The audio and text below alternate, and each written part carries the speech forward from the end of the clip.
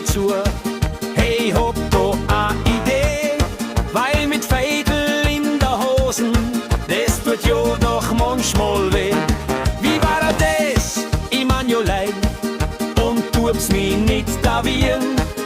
Mir kennt man statt der Hosen ja an Fashion, Rock und Zieren. Na jo, jo, jo.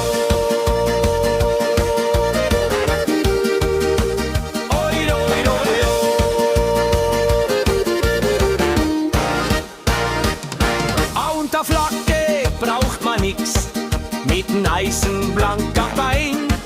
Jo, a Veidel Freigehänge, das ist jo wohl super fein. Mit so'n Rock, da ist der Veidel jo immer griffbereit. Und weil da so viel Spatze ist, da greift man a zu zweit. Ai, jo, jo, jo.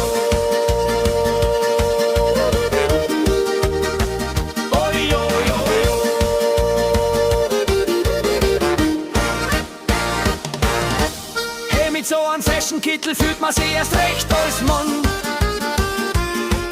weil man ohne Hosen ausziehen überall so bronzen kann. Aber was Hosen sind für warme, echte Habra haben ein Bild. Und da so ein Männerkittel macht die Weiber ganz wild. Man ist das fein, hey, das mir's mal dem ganzen Toll sagen.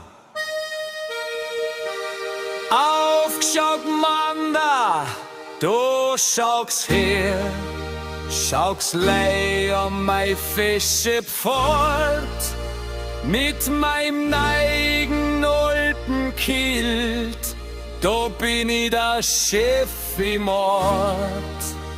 Ja, die Weiber schreien und kreischen und die Mann da schauen entzückt, wann mit